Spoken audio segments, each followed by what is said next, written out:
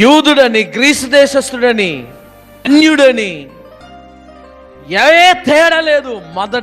మొదటగా యేసు యొక్క వాక్యములో ఉన్న శక్తిని ప్రకటించుటయే, సువార్తలో ఉన్న శక్తిని ప్రకటించుటయే మన గమ్యముగా మారిపోవాలి. ఒకరోజు ఏం జరుగుతుందంటే, ఆ సమరయ మార్గము గుండా వస్తూ ఉన్నప్పుడు ఫిలిప్పు అనేక మందికి సువార్తను ప్రకటించాడు, దేవుని యొక్క శక్తిని ప్రకటించాడంట. ఆ సమరయ పట్టణములో ఉన్న అనేకులు ఏమైపోయారంటే, యేసుక్రీస్తు యొక్క వాక్యమునందు విశ్వాసం ఉంచారు. ఆ దేవుని శక్తి కలిగిన సువార్తను ప్రకటిస్తూ ఉండగా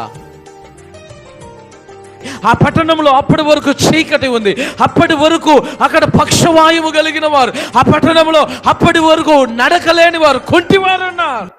అపవిత్ర ఆత్మల చేత బాధించబడుతూ పెద్ద పెద్ద రంకెలు వేస్తూ కేకలు వేస్తూ ఉన్నారట.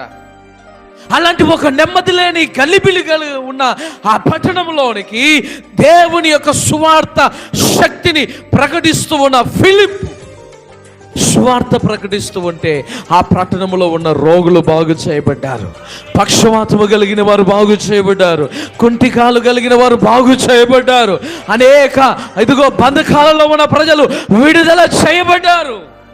ఇదంతా ఎలా కలిగింది అంటే దేవుని శక్తిని ఆధారం చేసుకున్నారు.